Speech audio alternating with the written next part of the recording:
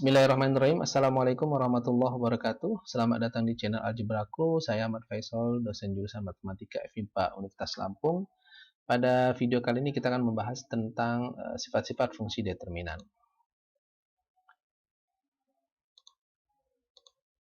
Nah, untuk sifat yang pertama, apabila determinan K dikali A, ya, perkalian matriks A dengan suatu skalar K, determinan KA sama dengan K pangkat N determinan A, di mana A-nya adalah matriks bujur sangkar berukuran N kali N. Maka bisa kita buktikan, ya. Misalkan A adalah matriks bujur sangkar berukuran N kali N. Secara umum kita tulis seperti ini, ya. Entry-entry-nya adalah A11, A12, A1N dan seterusnya sampai ANN. Maka kita bisa mencari determinan KA dengan menggunakan sifat-sifat yang ada pada determinan. Pada video tentang determinan dengan reduksi baris telah dijelaskan apabila ada suatu baris, ya, atau suatu kolom yang mengandung perkalian dengan skalar K, maka K-nya ini bisa kita keluarkan, ya. Sehingga ini kalau kita bekerja dari baris 1, ya, terlebih dahulu, artinya ini K akan keluar, ini hasilnya akan sama dengan K dikali determinan dari K-nya dikeluarkan, sehingga sisanya A11, A12, A1N. Nah, kemudian bila kita lanjutkan dengan proses yang sama pada baris kedua, maka akan kita peroleh determinan KA sama dengan K dikali K, ya. K yang baris kedua keluar juga, sehingga K dikali K, K kuadrat. Kemudian sisanya A21, A22, A2N, dan seterusnya akan kita lakukan sampai baris ke N, sehingga ini akan terjadi nanti di sini K dikali K dikali K sebanyak N, artinya akan menjadi K pangkat N dikali sisanya di sini AN1, AN2, AN. Nah, kita tahu ini, ya, matriks ini, determinan ini adalah determinan dari matriks A, ya. Kalau matriks notasinya pakai kurung siku, ya, atau ada beberapa buku yang menggunakan kurung biasa. Nah, kalau determinan tidak ada sikunya di situ, ya, hanya garis saja, sehingga ini dapat kita tuliskan sebagai K pangkat N dikali determinan A. Sehingga terbukti determinan dari KA itu akan sama dengan K pangkat N determinan A, di mana A-nya berukuran N kali N. Kemudian di contoh 1, misal kita lihat determinan A ditambah B, ya, itu kan tidak sama dengan determinan A ditambah determinan B. Jadi secara umum tidak berlaku determinan A ditambah B sama dengan determinan A tambah determinan B. Jadi secara umum tidak sama dengan, ya. Maka kalau kita ambil counter example-nya, ya, contoh penyangkalnya, sebut saja ini ada A berukuran 2 kali 2, 1, 2, 2, 5, kemudian B 3, 1, 1, 3, dan kita tahu A plus B tinggal menjumlahkan entry-entry yang letaknya bersesuaian, artinya 1 tambah 3, 2 tambah 1, 2 tambah 1, dan 5 tambah 3, jadi 4, 3, 3, 8. Nah, apabila kita cari determinan dari ketiga matriks ini, maka kita tahu determinan A itu adalah 1, ya, 5 dikurang 4, 3 kali 3, 9 dikurang 1, 8. Jadi determinan A 1, determinan B 8. Nah, sedangkan determinan A plus B ini adalah 4 kali 8, 32 dikurang 9, sama dengan 23. Nah, bisa kita lihat bahwa determinan A ditambah determinan B itu tidak sama dengan determinan A plus B. Ya. Ini 1 tambah 8, 9, di sini 23. Nah, jadi secara umum kita simpulkan determinan A ditambah B tidak sama dengan determinan A ditambah determinan B.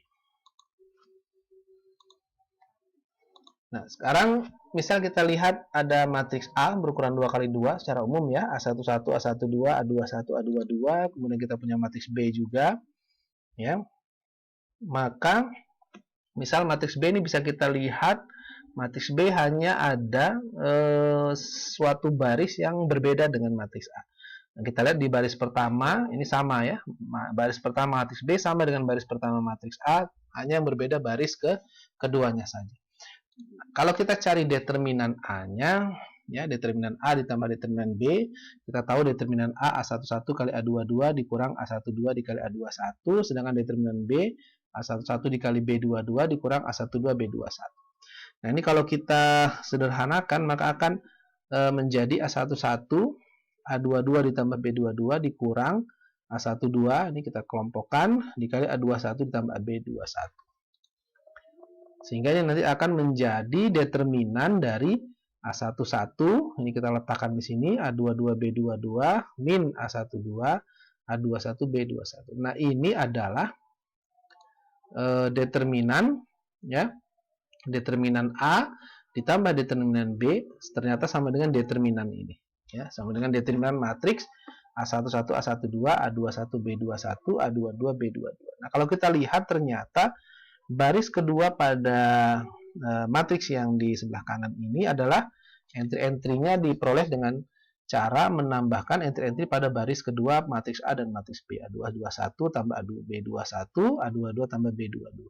Sehingga ini yang memotivasi sifat berikut, yaitu misalkan A, B, dan C matriks berukuran n kali n yang berbeda hanya pada satu baris ya, sebut saja baris ke R. Nah, jika baris ke R matriks C dapat diperoleh dengan cara menambahkan entry-entry baris ke R dari matriks A dan B, maka akan berlaku determinan C sama dengan determinan A ditambah determinan B. Contoh ya, misal kita lihat determinan matriks 3 kali 3 ya, 1, 7, 5, 2, 0, 3. Nah, ini 1 tambah 0, 4 tambah 1, 7 tambah min 1. Ini akan sama dengan determinan matriks 1, 7, 5, 2, 0, 3. Ini 1, 4, 7. Dan ditambah determinan 1, 7, 5, 2, 0, 3, 0, 7, 0, 1, dan min 1. Jadi kalau kita lihat yang berbeda hanya di baris ketiga. Ya, ini penjumlahan baris ketiga akan sama dengan ini. Nah, kalau kita cek satu persatu nanti akan terlihat benar ya persamaan ini. Ini kalau kita hitung dengan metode Sarus ya. 1 kali 0, 0 ya. Kemudian 7 kali 3 kali 1, 21. 5 kali 2 kali 5, 50. Kemudian dikurang ke arah sini ya, 0. Kemudian dikurang 3 kali 5 kali 1, 15. Dikurang 6 dikali 7 kali 2, min 84 sehingga min 28. Nah, sedangkan determinan yang ini bisa kita hitung 0 ya, kemudian ditambah sini dulu 0 ya, tambah 21 ditambah 40 dikurang 0 dikurang 12 dikurang 7 kali 7 kali 2 min 98 atau min 49. Nah, determinan yang ini adalah 0, kemudian 7 kali 3 kali 0, 0, 5 kali 2 kali 1, 10, dikurang 0, dikurang 3, dikurang min 14, artinya plus 14, sehingga 21. Nah, kalau kita tambahkan determinan yang ini dengan determinan yang ini, maka hasilnya akan sama dengan determinan yang sebelah kiri, min 28.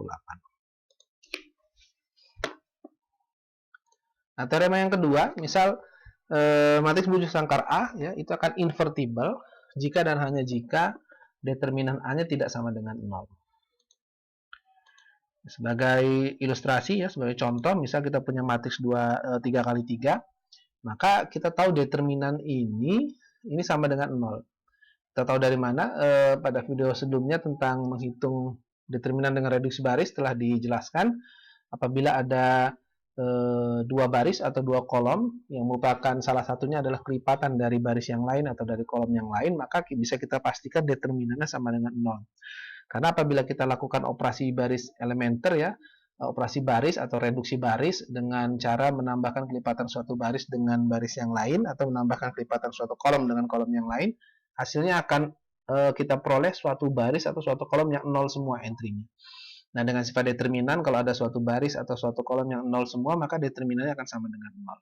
Nah, kita perhatikan di sini, baris ketiga, ini adalah 2 kali baris pertama. Sehingga kalau kita lakukan reduksi baris, operasi min 2 baris 1 ditambah baris 3, ya, min 2 baris 1 dikali baris 3, min 2 kali 1, 0, min 2 kali 2, 4, 0, min 2 kali 3, min 6, 0. Sehingga nanti akan kita peroleh baris ketiga 0 semua, sehingga determinannya sama dengan 0. Sehingga matriks ini ya, matriks ini tidak invertible. Bisa kita simpulkan matriks A bukan matriks invertible. Nah, teorema yang ketiga, jika A dan B matriks bujuk sangkar dengan ukuran yang sama, maka determinan A dikali B akan sama dengan determinan A dikali determinan B. Sebagai contoh, misal A 3121, B min 1358. Nah, kita tahu A dikali B baris kali kolom ya. Mengingat kembali yang ada di video tentang operasi matriks, baris kali kolom, 3 kali min 1 min 3 tambah 5 2, 3 kali 3 9 ditambah 1 kali 8 17, kemudian 2 kali min 1 ditambah 1 kali 5 sama dengan 3, dan 2 kali 3, 6, ditambah 8, 14. Nah, kalau kita cari determinannya satu per satu, kita tahu determinannya sama dengan 1 ya, 3 kali 1, 3 dikurang 2, min 8 dikurang 15, jadinya min 23, dan ini adalah 28 dikurang 51, akan sama dengan min 23. Nah, kita tahu determinan A dikali determinan B, ya 1 dikali min 23, hasilnya min 23. Sehingga determinan AB sama dengan determinan A dikali determinan B. Nah, sebagai latihan, Anda juga bisa mencoba membuktikan teorema ini secara umum dengan mengambil matriks A dan B berukuran N kali N, kemudian kita bisa menghitung A dikali B-nya, kemudian kita cari determinan. Nah, teorema yang keempat, jika A invertible, maka akan berlaku determinan dari A inverse itu akan sama dengan seper determinan A. Ya, ini akan berlaku, kenapa? Karena pada sifat yang kedua tadi, teorema kedua, A invertible jika dan jika determinannya tidak 0. Jadi kalau determinannya tidak 0, maka seper determinan A ini akan terdefinisi. Nah, kita buktikan dengan cara sifat matriks inverse ya, atau inverse matriks. A inverse dikali A itu akan sama dengan I ya, atau A dikali A inverse sama dengan I. Nah, dengan menggunakan teorema 3 tadi, maka determinan yang kiri akan sama dengan determinan yang kanan ya, karena kesamaan dua matriks pasti determinannya juga sama. Nah, dengan menggunakan sifat di teorema 3 tadi, determinan AB sama dengan determinan A dikali determinan B, maka kita peroleh di ruas kiri ini akan sama dengan determinan A inverse dikali determinan A, dan kita tahu determinan I, karena I itu adalah matriks diagonal yang entry pada diagonal utamanya 1 semua, maka determinannya adalah perkalian diagonal utamanya, artinya perkalian 1, 1, dan 1. Jadi sama dengan 1 ya. Determinan I pasti akan sama dengan 1. Nah, sehingga karena determinan A-nya ini tidak sama dengan 0 ya, ini karena A-nya invertible diketahui, maka ini kita peroleh determinan A inverse sama dengan seper determinan A. Oke, baik, selanjutnya sistem linear dalam bentuk AX sama dengan lambda X. Jadi apabila kita punya sistem linear dalam bentuk AX sama dengan lambda X, maka persamaan ini ya dapat kita tuliskan ke dalam bentuk lambda I dikurang A dikali dengan X sama dengan 0. Sehingga dia menjadi sistem homogen di sini ya. Nah, sebagai contoh, misal kita punya SPL yang terdiri dari dua variabel dan dua persamaan, maka dapat kita teruskan ke dalam bentuk perkalian matriks 1, 3, 4, 2 dikali X1, X2 sama dengan lambda X1, X2, di mana A-nya adalah matriks koefisien variabelnya 1, 3, 4, 2, dan X-nya ini adalah matriks kolom X1, X2. Nah, kalau kita tuliskan, maka ini akan menjadi lambda X1, X2 min 1, 3, 4, 2 dikali X1, X2 sama dengan 0, 0. Maka ini akan bisa kita tuliskan sebagai matriks lambda min 1, min 3, min 4, lambda min 2, X1, X2, 0, dan 0. Nah, sehingga dia menjadi lambda I ya, dikurang A, ini sama dengan matriks yang ini ya, lambda I dikurang A, lambda min 1, min 3, min 4, lambda min 2.